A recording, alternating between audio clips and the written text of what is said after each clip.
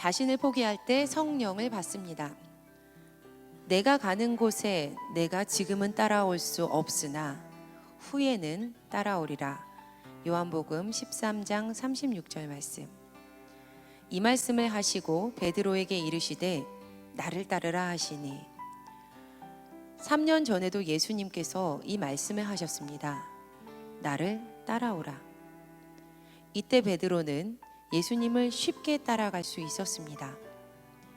예수 그리스도의 매력이 그를 사로잡았기 때문입니다. 이때 베드로가 주를 따르는데 성령의 도움은 필요하지 않았습니다. 그 후 베드로는 예수님을 부인하게 되었고 그의 마음은 찢겨졌습니다. 그가 성령을 받은 후 예수님은 다시 말씀하십니다. 나를 따라오라. 이제 베드로 앞에는 주 예수 그리스도 외에 아무도 보이지 않습니다. 처음 따라오라 하는 말씀은 신비한 의미가 담겨 있지 않은 단순한 외적 부르심이었습니다. 그러나 지금 따라오라는 말씀에는 자신이 자아를 죽여야 하는 내적 순교의 의미가 있습니다. 이 두 부르심의 사이에는 베드로가 저주 및 맹세로 예수 그리스도를 부인하는 사건이 있었습니다. 이 사건으로 베드로는 결국 자신에 대해 포기하게 되었고 자신 안에는 의지할 것이 없음을 발견했습니다. 그리고 절망 가운데서 부활하신 주로부터 능력을 받기에 합당한 상태가 되었습니다. 그들을 향하사 숨을 내쉬며 이르시되 성령을 받으라. 하나님께서 당신 안에 어떤 변화를 만드시든 결코 변화 자체를 의지하지 말고 오직 한 분, 주 예수 그리스도, 그리고 그분이 보내신 성령님만 의지하십시오. 우리의 모든 맹세와 결심은 결국 실패하게 됩니다. 왜냐하면 우리에게는 그것들을 수행할 만한 능력이 없기 때문입니다. 생각에 그치지 않고 실제로 우리 자신을 포기할 때 우리는 성령을 받을 수 있게 됩니다. 성령을 받으라. 이는 성령께서 외부에서 들어오신다는 뜻입니다. 성령이 우리 안에 오신 이후로 우리 인생에는 오직 한 가지 지표가 생깁니다. 바로 주 예수 그리스도입니다. 자, 그럼 여러분 이제 마지막으로 잠시 생각해 보실 질문을 한 가지 드리겠습니다. 나는 베드로가 그랬던 것처럼 나 자신을 포기하고 내 안에는 의지할 것이 전혀 없음을 발견한 하나님의 자녀입니까? 나는 베드로가 그러했던 것처럼 나 자신을 포기하고 내 안에는 의지할 것이 전혀 없음을 발견한 하나님의 자녀입니까? 잠시 생각해 보시도록 하겠습니다.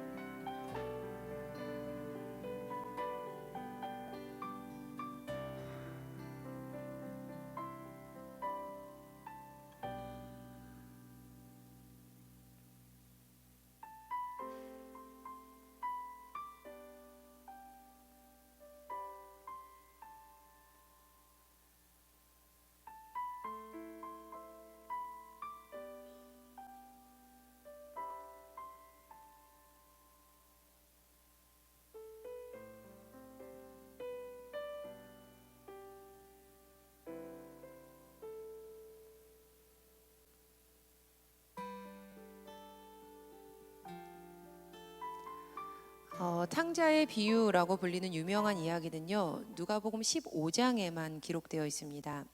누가복음 15장 11절에 이르렀을 때 예수님께서는 아버지와 두 아들의 이야기를 비유로 들어서 말씀을 하십니다. 누가복음 15장 11절에 또 이르시되 어떤 사람에게 두 아들이 있는데 그 중에 둘째 아들이 아버지에게 이렇게 요구를 하죠. 아버지여, 재산 중에서 내게 돌아올 분깃을 내게 주소서.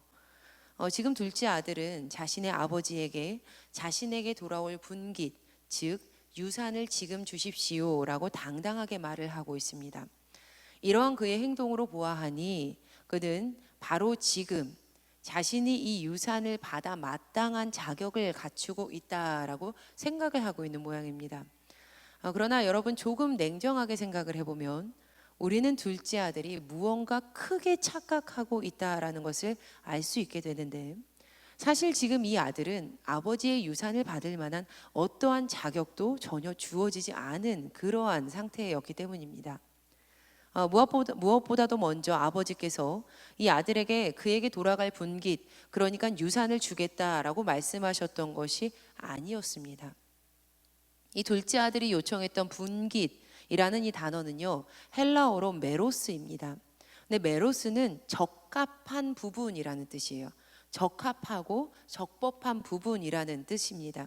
그리고 이 명사 메로스의 어원을 찾아서 올라가게 되면 분배하다라는 뜻의 메이로마이라는 이 단어가 발견이 됩니다. 그러니까 메이로마이, 분배하다라는 뜻에서 이 적합한 부분이라는 메로스, 이 명사가 파생됐다는 것이죠. 그러니까 지금 둘째 아들이 요청한 이 메로스는요, 분배하는 이가 분배하기로 허락했을 때, 분배를 하겠다라고 허락을 받았을 때 받을 수 있는 적법하고 적합한 부분이었다는 겁니다. 그러니까 즉 분깃, 유산, 적합한 부분을 받는 것은 이 부모에게로부터 허락이 되어야지만 적법하게 받을 수 있었다라는 것이지요. 또 중요한 점은요, 지금 이 비유 속의 아들이 유대인이었다는 사실입니다. 당연히 유대인이었다라고 하면 그들은 율법을 따라야 하는 의무가 있었던 사람이었다라고 우리가 볼 수 있습니다. 지금 둘째 아들이 요청했던 이 부분은 율법상으로 절대 할 수 없는 일, 절대 해서는 안 되는 요청이었습니다. 하지만 간혹 가다가 율법에서도 아버지께서 살아있을 때 아버지의 살아생전에 유산을 분배받을 수는 있었습니다. 그러나 그 유산을 처리할 수 있고 사용할 수 있는 효력은 아버지의 사후에나 가능했습니다. 그러니까 지금 둘째 아들은 이토록 굉장히 당당하게 아버지에게 당장 나의 분깃을 주십시오라고 말할 수 없는 처지, 그러한 처지에 있었던 사람이었다라는 겁니다. 그러나 그는 자신만의 착각 속에 빠져서 얼토당토하는 그의 권리를 아버지에게 요구했고, 그 요구를 들은 아버지는 참 이상하리만큼 단 한마디 말씀도 없이 그분의 살림을 각각 나누어서 두 아들에게 줍니다. 성경 어디에도 이 아버지가 왜 지금 그 유산을 요구하는지, 내가 지금 유산을 주면 무엇을 할 것인지 라고 묻는 장면이 단 한 장면도 등장하지 않습니다. 이 아버지는 단 한마디 말씀도 하지 않아요. 하지만 아버지는 유산을 분배해서 아들에게 줍니다. 그런데 이 둘째 아들이요, 며칠이 안 돼서 받았던 그 모든 재물을 다 바리바리 쌓아 모아서 먼 나라로 가서 허랑방탕하게 그 재산을 낭비하면서 다 없애버립니다. 우리는 그가 몇 날 동안, 며칠 동안, 몇 년 동안 또 얼마만큼의 재산을 다 없애버렸는가에 대해서는 알 수 없습니다. 하지만 분명 둘째 아들이 받았던 분깃이 그렇게 적은 금액은 아니었을 것이다 라고 우리가 추정은 해볼 수 있습니다. 지금 둘째 아들이 허락받은 재산을 다 잃고 백성 중에서 붙어서 살면서 돼지 먹는 쥐염 열매조차 먹을 수 없는 때가 그에게 다가옵니다. 그런데 바로 그때가 되었을 때 그가 자신의 처량한 상황을 바라보면서 누가복음 15장 17절에서 돌이키며 이렇게 말을 합니다. 내 아버지에게는 양식이 풍족한 품꾼이 얼마나 많은가. 그러니까 이것을요, 세 번역으로 설명을 해보면요, 내 아버지의 그 많은 품꾼들에게는 먹을 것이 남아도는데 라는 뜻이에요. 그러니까 내 아버지의 그 많은 품꾼들에게는 먹을 것이 다 남아도는데 라고 그 아들이 한탄하면서 이야기하는 거죠. 여기서 양식이 풍족하다라는 것은요, 양식의 질과 양에서 과잉이 된다, 그러니까 넘쳐나다, 여분이 된다, 초과하다라는 뜻입니다. 하물며 품꾼의 양식의 질과 그 양조차 과잉이 되어서 넘쳐 흘러날 정도였다라고 하는데, 그렇다면 둘째 아들이 아버지에게 받은 것이 얼마나 좋은 것이었을지 우리는 가늠해 볼 수 있습니다. 또 대체로 당시 율법에서는 장자에게 2배의 몫이 주어졌습니다.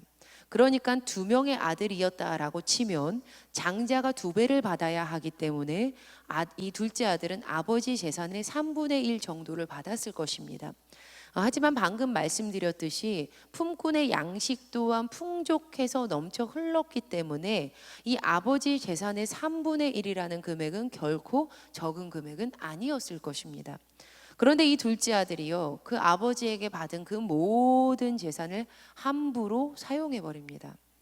하지만 저에게 있어서 이 둘째 아들이 그가 자격 없이 얻었던 그 풍족한 재산을 그가 함부로 사용했다라는 것은요, 그렇게 놀랍게 다가오진 않습니다. 왜냐하면 허랑방탕하게 살았을 당시 그 둘째 아들이 자기 자신을 완전히 내려놓지 않은, 그러니까 자기 자신이 꽤 괜찮다라고 착각하고 있는 상태였기 때문이었습니다. 그러니까 자신의 마음에 내키는 대로 그렇게 사는 것이 그에게는 별반 대수롭지 않은 그런 일이었을 겁니다. 허랑방탕하다라는 헬라어는요, 아소스토스인데요, 구원에 합당한 이라는 이 뜻에 뭐뭐하지 않다라는 부정적인 의미의 접두어가 딱 붙은 단어입니다. 그러니까 구원에 합당하지 않다라는 뜻이에요. 허랑방탕하다라는 단어의 뜻은 구원에 합당하지 않은 삶이었다라는 뜻입니다. 우리는 그가 어떠한 구체적인 모습으로 그렇게 허랑방탕하게 살았는지 알 수는 없지만 분명한 사실은 그의 삶이 구원에 합당하지는 않았다라는 점입니다. 여러분, 반대로 구원에 합당한 삶은 어떤 삶입니까? 바로 하나님께서 자신을 현현하신 그분, 우리 주 예수 그리스도와 연합하여 함께 일상을 살아가는 것이 구원받은 삶이 아닙니까? 그러나 이 비유 속에 등장하는 이 둘째 아들은요, 구원에 합당하지 않은 허랑방탕한 삶으로 주님과의 연합이 전혀 없었던 삶을 살았습니다. 이러한 그의 태도는 비록 그가 아버지의 둘째 아들이다라고 불렸겠지만, 명목상으로는 둘째 아들이야 라고 불렸겠지만 진심으로 아버지와 교류하는 아들이었다고는 볼 수 없습니다. 왜냐하면 좋은 나무가 좋은 가지, 좋은 나무에 접붙임 받은 그 좋은 가지에서는요, 반드시 좋은 열매가 맺히기 때문입니다. 좋은 나무는 좋은 열매를 보아 알기 때문이죠. 예수님께서는요, 우리에게 주님 안에 거하고 열매를 맺으라 라고 말씀을 하셨습니다. 요한복음 15장 4절에서 5절 말씀입니다. 우리 함께 읽어보시겠습니다. 시작. 내 안에 거하라. 나도 너희 안에 거하리라. 가지가 포도나무에 붙어 있지 아니하면 스스로 열매를 맺을 수 없음 같이 너희도 내 안에 있지 아니하면 그러하리라. 나는 포도나무요 너희는 가지라. 그가 내 안에 내가 그 안에 거하면 사람이 열매를 많이 맺나니 나를 떠나서는 너희가 아무것도 할 수 없음이라. 아멘. 특별히 이스라엘에서는 중요한 나무가 3가지가 있었습니다. 바로 감람나무, 무화과나무, 포도나무입니다. 특별히 구약에서는 이 포도나무는 이스라엘을 상징하는 것으로 사용이 됩니다. 우리가 지금 매일 묵상하고 있는 에스겔서를 보시면 그 당시는 나라가 바벨론에 의해서 멸망하기 10년 전이었고 심지어 바벨론에 1차 포로기가 있었을 그때였습니다. 그럼에도 불구하고 이 예루살렘 백성들은요, 자신들이 하나님의 선택받은 자녀라고, 그러니까 굉장히 특별한 지위를 허락받았다고, 자신이 멸망하지 않을 것이다 라는 그 근거로 그 자신들의 이름을 삼았습니다. 그러니까 주님 안에서 우리가 살아가기 때문에 멸망하지 않을 것이라는 것이 아니라 내가 주님께서 선택받은 자녀라는 이름을 가지고 있기 때문에 멸망하지 않을 것이다 라고 착각하며 살았다는 것이죠. 그들은 그 헛된 기대에 자신들의 모든 것을 거는 그러한 모습을 보여줍니다. 그들은 자신들이 나름 괜찮다, 나는 참 괜찮다 라는 교만한 착각 속에 빠져 살았던 것입니다. 하지만 하나님께서 보시기에 사실은 그들은 전혀 쓸모없는 열매도 맺지 못하는 포도나무였을 뿐입니다. 하나님께서는 열매를 맺지 못하는 그 포도나무가 되어버린 이 이스라엘을 보시면서 오늘 묵상 본문이었던 에스겔 15장에서 에스겔에게 이렇게 되물으십니다. 인자야, 포도나무가 이 모든 나무보다 나은 것이 무엇이랴? 열매도 못 맺고 그 끝도 가운데도 불타버린 이 나무는 땔감으로밖에 쓸 수가 없다. 여러분, 포도나무는 열매를 맺을 때에만 가치가 있습니다. 이것이 포도나무를 심는 이유입니다. 포도나무의 정체성이고 포도나무의 사명입니다.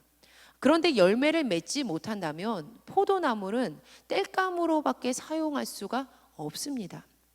아버지를 떠나서 허랑방탕한 삶을 살고 있는 이 둘째 아들의 상태가 딱 이와도 똑같았습니다. 열매를 맺지 못하는 쓸모가 전혀 없는 포도나무.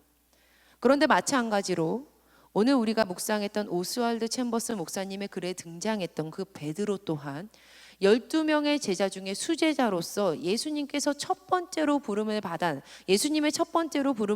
그 제자였지만 아버지의 유산을 받아서 떠나온 이 둘째 아들처럼 자신은 괜찮다, 나는 꽤 괜찮지라고 착각하고 있었을 때가 있었습니다. 여러분, 베드로의 본명은 시몬인데요, 예수님께서는 시몬에게 베드로다라는 별명을 붙여주십니다. 베드로라는 뜻은 바위라는 뜻이었어요. 그리고 이 별명은 예수님께서 앞으로 그에게 맡기시기로 한 굉장히 중대한 임무를 가리키는 말이었습니다. 마태복음 16장 18절 말씀을 보면 또 내가 내게 이르노니 너는 베드로라. 내가 이 반석 위에 내 교회를 세우리니 음부의 권세가 이기지 못하리라. 그런데 사실 베드로는요, 처음부터 든든한 반석이 되어서 교회를 세울 수 있는 그러한 반석 같은 사람이 아니었습니다. 하지만 그의 인생을 변화시킬 굉장히 중요한 사건이 그에게 일어납니다. 마치 불과도 같았던 그의 성품이 십자가를 지심으로 구원을 이루겠다라고 밝히시는 예수님 앞에서 또다시 드러나게 됩니다. 마가복음 14장 27에서 29절 말씀입니다. 함께 읽어보시겠습니다. 시작. 예수께서 제자들에게 이르시되 너희가 다 나를 버리리라. 이는 기록된 바 내가 목자를 치리니 양들이 흩어지리라 하였음이니라. 그러나 내가 살아난 후에 너희보다 먼저 갈릴리로 가리라. 베드로가 여짜오되 다 버릴지라도 나는 그러하지 않겠나이다. 베드로는 자신이 꽤 괜찮은 사람이다, 나 정도면 괜찮지라고 생각했던 모양입니다. 29절 말씀에 베드로가 여짜오되 다 버릴지라도 나는 그러하지 않겠나이다. 지금 그가 이 말을 하고 있는 당시에는요, 그의 좌우에 그와 함께 예수님을 따르고 있었던 제자들이 있었습니다. 베드로의 말을 들은 제자들이 얼마나 언짢았을까 싶습니다. 그 정도로 그는 자기 자신에게 자신이 있었습니다. 이 사람이랑 나랑은 달라. 이 사람들이랑은 나랑은 좀 다르지. 주님, 다 그래도 저는 그렇지 않을 사람입니다. 이 말 한마디에서 베드로가 얼마나 자기 자신에 대한 확신이 있었던 사람이었는지가 드러납니다. 하지만 예수님께서는 그에게 이렇게까지 말씀하십니다. 요한복음 13장 36절에서 38절, 시몬 베드로가 이르되 주여 어디로 가시나이까? 예수께서 대답하시되 내가 가는 곳에 네가 지금은 따라올 수 없으나 후에는 따라오리라. 베드로가 이르되 주여 내가 지금은 어찌하여 따라갈 수 없나이까? 주를 위하여 내 목숨을 버리겠나이다. 예수께서 대답하시되 내가 나를 위하여 내 목숨을 버리겠느냐? 내가 진실로 진실로 내게 이르노니 닭 울기 전에 내가 3번 나를 부인하리라. 내가 가는 곳에 지금의 너는 따라올 수가 없다. 도리어 너는 닭이 울기 전에 3번 나를 모른다고 부인할 사람이다. 그리고 베드로는 그렇게 확신하고 있었던 자기 자신의 처절한 실패를 경험하게 됩니다.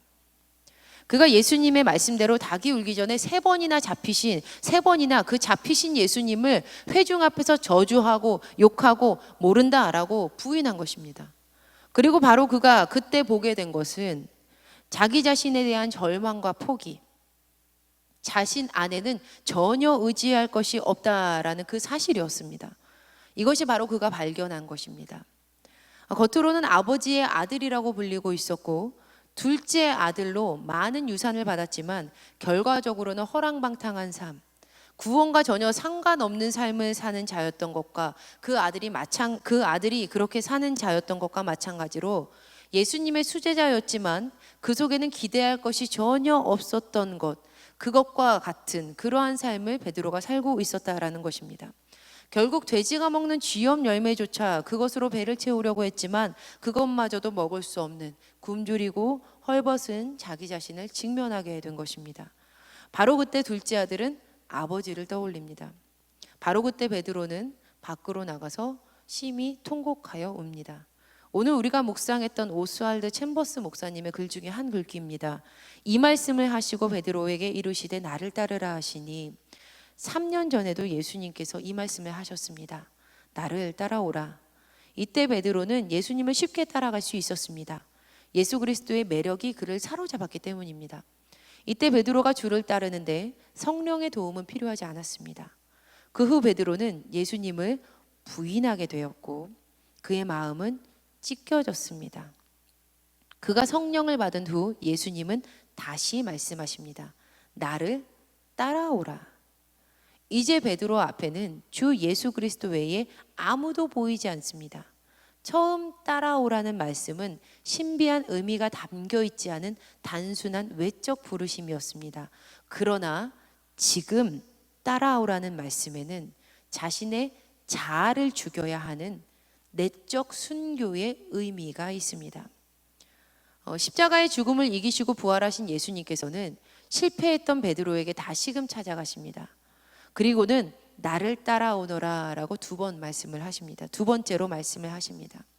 이제 베드로는 자신의 자아를 죽여야 하는 그 내적인 순교 앞에 서게 된 것입니다.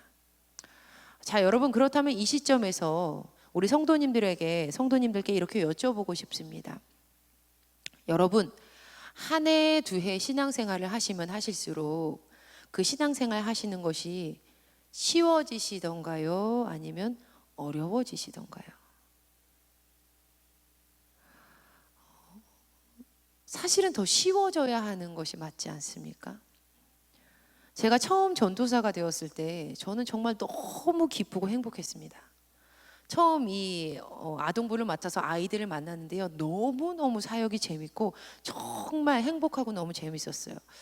저에게 있어서 최고의 표현이 있는데요, 그게 뭐냐면 재밌겠다, 재미있다, 이 표현입니다. 저는 재미있는 게 저에게 있어서 제일 최고의 표현이에요. 하나님과 일하는 것이 너무 재밌었습니다. 아이들에게 말씀을 전하는 것이, 이 어린 심령들에게 말씀을 전하는 것이 너무 재밌었어요. 그런데 그렇게 사역을 하던 저의 마음이 상대방에게도 그대로 드러났던 것 같습니다. 그 당시 지금의 제 나이 정도 되신 그 전도사님이셨어요. 거의 이제 10수년 전이니까 저는 그때 20대 초반이었고, 제 나이 정도 때 이제 그 한 전도사님께서 어느 날 저에게 사무실에서 이렇게 물으시는 거예요. 김한임 전도사님, 그때 제가 전도사였으니까요. 김한임 전도사님, 사역하는 거 너무 좋죠? 딱 이렇게 물으셨어요. 그래서 제가 얼굴에 한박 웃음이 가득하면서 이렇게 대답했던 것이 기억에 납니다. 네, 저 정말 재밌어요. 저 너무 행복해요. 그런데 그때 그 전도사님께서 빙그레 웃으시면서 이렇게 말씀하셨어요. 좋겠다, 이렇게 말씀하셨어요. 그런데 여러분, 요즘에는요, 부끄럽지만 당시 저에게 질문하셨던 그 전도사님의 나이대가 제가 되고 보니 가끔은 그때 그 당시에 김한임 전도사에게 돌아가 지금의 김한임 목사가 그때 그 김한임 전도사에게 질문했던 그 전도사님의 자리에 서서 이렇게 묻습니다. 사역하는 것이 정말 기뻤지? 쉬웠지? 재미있었지? 참 어찌 된 것이 신앙생활을 하면 할수록, 사역을 하면 할수록 그렇게 쉽지가 않습니다. 그런데 여러분, 말씀 앞에 우리가 솔직해지면 우리가 지금 예수님께서 가셨던 곳에 지금은 따라갈 수 없는 이유가 사실은 우리가 베드로처럼 진정으로 완전히 실패하지 않았기 때문은 아닐까 싶습니다. 우리가 아버지를 떠나 돼지 쥐염 열매도 먹지 못하는 존재임을 직면하지 않았기 때문은 아닐까 싶습니다. 예수님을 따르는 우리는 내가 십자가에 달려 예수님과 함께 죽었노라고 고백을 합니다. 그래서 이제 나는 완전히 십자가에서 못 박혔기 때문에 앞으로는 내가 사는 것이 아니라 내 안에 예수 그리스도께서 사시는 것이다 라고 고백을 합니다. 이렇게 말이죠. 내가 그리스도와 함께 십자가에 못 박혔나니 그런즉 이제는 내가 사는 것이 아니요 오직 내 안에 그리스도께서 사시는 것이라. 이제 내가 육체 가운데 사는 것은 나를 사랑하사 나를 위하여 자기 자신을 버리신 하나님의 아들을 믿는 믿음 안에서 사는 것이라. 하지만 여러분, 우리는 죽었다 내가 죽었다라고 말만 하지 사실은 아이들 앞에서 꿀까닥 하고 장난치는 것처럼 죽은 척만 하고 있는 것은 아닌지 모르겠습니다. 여러분, 만약 십자가에 못 박혔는데 거기서 죽었는데 다시 십자가에서 칼과 창과 못을 다 빼고 내려와서 살아서 움직이면 그건 무엇인지 아십니까? 그건 바로 좀비입니다. 좀비. 왜 우리는 성경 지식이 늘어날수록 믿음이 깊어지기보다는 머리가 더 커지는 것일까요? 왜 우리는 예배를 드리면 드릴수록 더 깊이 포기할 수밖에 없는 자신을 보아야 하는데 내가 이 예배에서 얼마나 더 중요한 위치에 있음을 확인하려고 하는 걸까요? 왜 교회에서 맡겨진 일이 생기면 생길수록 그 안에서 내가 어떤 일을 좌지우지할 수 있는 힘을 가지고 있는지 어떻게든 확인을 해야만 하는 걸까요? 왜 성령님께서 요청하시는 일이 무겁다, 시간이 갈수록 힘들다라고 생각이 되는 걸까요? 사실은 우리가 입술로는 내가 십자가에 죽었다라고 말은 하지만 사실은 좀비가 되어서 십자가에서 손과 발에 못 다 빼고 내려와서 생명 없이 살아 움직이면서 자기 자신을 절대 포기하지 않기 때문에, 자기의 의를 절대 포기하지 않기 때문에 진정으로 예수님을 따라가는 것이 어려운 것은 아닌지 모르겠습니다. 여러분, 우리는 자기 자신을 포기해야 합니다. 내가 마땅히 유산을 받아야 한다고 주장하는 둘째 아들의 모습을 버려야만 합니다. 다른 이들은 몰라도 나는 다르다라는 자만심을 내비쳤던 베드로의 모습을 꺾어버려야만 합니다. 결국 둘째 아들은요, 아버지께로 돌이킵니다. 그리고 이 비유에서 아버지는 이때 처음으로 그분의 입술을 여십니다.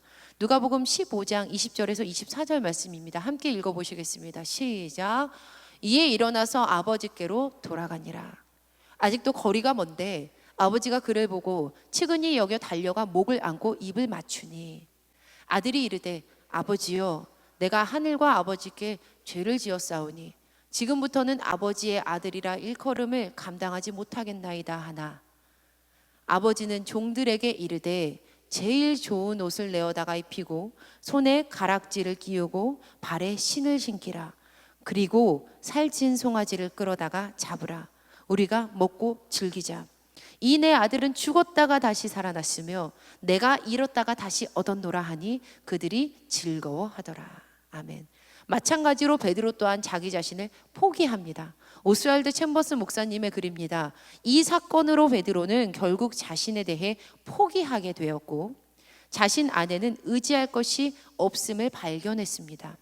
그리고 절망 가운데서 부활하신 주로부터 능력을 받기에 합당한 상태가 되었습니다. 그들을 향하여 숨을 내쉬며 이르시되 성령을 받으라. 그들을 향하여 숨을 내쉬며 이르시되 성령을 받아라. 하나님께서 당신 안에 어떤 변화를 만드시든 결코 변화 자체를 의지하지 말고 오직 한 분, 주 예수 그리스도, 그리고 그분이 보내신 성령님만을 의지하십시오. 그가 자신을 포기하고 그 안에 있었던 것들을 모두 비우게 되었을 때 부활하신 예수님께서 베드로를 찾아가 숨을 내쉬면서 말씀을 하십니다. 성령을 받으라. 성령을 받으라. 이제 그가 성령을 받을 깨끗한 그릇이 되었다라는 것이죠. 성령을 받았을 때 베드로는 교회의 진정한 반석이 됩니다. 여러분, 이처럼 우리가 우리 자신을 포기할 때에야 그때야 비로소 우리는 진정으로 성령을 받게 되는 것입니다. 자기가 주인이 되어 있으면 성령님께서 우리를 인도하실 수가 없습니다. 그러나 성령을 받고 성령님을 의지하여 살아가면 우리의 삶은 당연히 찾아오는 변화를 경험하게 됩니다. 주님을 나의 삶의 최고봉으로 모시고 그렇게 살아가는 사람의 삶을 누리게 되는 것이죠. 여러분, 당연한 일입니다. 비워진 내 속에 성령님이 찾아오시면 성령님께서 그 안에서 열매를 맺어가시기 때문입니다. 저희 부모님께서는요, 오래전부터 그 집 뒤에 작은 텃밭을 이렇게 키우고 계십니다. 이번 휴가 때 가서 보니까요, 이 텃밭 뒤에 이 한쪽 귀퉁이에 굉장히 튼실한 단호박이 딱 하나 이렇게 딱 열려 있는 거예요. 여러분, 이 단호박 딱 한 줄기가 있었거든요. 근데 이 단호박 한 줄기에 대해서 제가 설명을 드리자면, 저희 어머니께서 굉장히 아버지가 손이 크시기 때문에 아버지에게 올해는 너무 많이 심지 말라고, 너무 많은 씨를 뿌리면 필이 많은 열매가 맺혀지게 되는데 이웃과 나누어 먹기에도 한계가 있어요 라고 말씀을 드려서 다른 줄기 다 솎아내고 좋은 것 하나만 남기신 그 단호박이었습니다. 제가 이렇게 비가 좀 왔는데 무심코 그 단호박을 이렇게 딱 보았을 때 굉장히 단순한 깨달음이 저에게 찾아왔습니다. 아, 씨앗이 심기면 당연히 그만큼의 열매가 맺히는구나. 씨앗이 심기면 당연히 그만큼의 열매가 맺히는구나. 씨앗이 심겨지면 열매는 당연히 맺혀집니다. 열매를 맺도록 하기 위해서 굳이 과학책을 펼치면서 공부하지 않아도, 열매를 맺기 위해서 여타 가진 노력을 하지 않아도 이미 씨앗이 심겼고 그 씨앗을 잘 보살피기만 하면 열매는 맺힙니다. 마찬가지로 우리의 삶 가운데 주님께서 심기셨다면 나의 것이 다 솎아져 버려지고 그 안에 정말 중요하고 정말 소중한 것 한 가지, 우리 삶 속에서 한 분이신 그 주인 되시는 하나님께서 심기셨다면 성령 하나님께서 맺으시는 열매가 열리는 것은 너무 당연한 일입니다. 우리가 자신을 포기할 때 성령을 받게 됩니다. 오스왈드 챔버스 목사님은 성령이 오신 이후로 우리의 인생에 오직 한 가지 지표만 남는다라고 말합니다. 그것은 바로 우리 주 예수 그리스도이십니다. 때문에 우리가 해야 할 것은 하나님 앞에서 나 자신의 자아가 죽는 내적 순교를 경험하는 일입니다. 이것은 자기 자신 안에는 정말 의지할 것이 전혀 없음을, 내 안에는 희망할 것이 전혀 없음을 발견하는 것입니다. 여러분, 마지막으로 오늘 본문 말씀입니다. 함께 우리의 고백이 되어서 말씀을 봉독했으면 좋겠습니다. 합독하시겠습니다. 내가 그리스도와 함께 십자가에 못 박혔나니 그런즉 이제는 내가 사는 것이 아니요 오직 내 안에 그리스도께서 사시는 것이라. 이제 내가 육체 가운데 사는 것은 나를 사랑하사 나를 위하여 자기 자신을 버리신 하나님의 아들을 믿는 믿음 안에서 사는 것이라. 아멘. 여러분, 자신을 포기할 때 성령을 받습니다. 이 시간 함께 찬양하시며 기도하실 때 하나님을 앞서려는 나의 주장과 나의 계획과 나의 유익을 모두 포기합니다. 자기 자신을 포기합니다. 그 모든 것으로 점철된 희망 없고 의지할 것 없는 자기 자신을 버립니다. 하나님께서 오셔서 주인이 되어주시고 이 일을 행하여 주시옵소서, 나의 삶을 이끌어 가주시옵소서 라고 기도하시기 바랍니다. 오늘도 주님을 최고봉으로 모시는, 최고의 자리로 모시는 저와 여러분 되기를 간절히 주님의 이름으로 축원합니다. 우리 함께 더 원합니다. 함께 찬양하시며 기도의 자리로 가시도록 하겠습니다.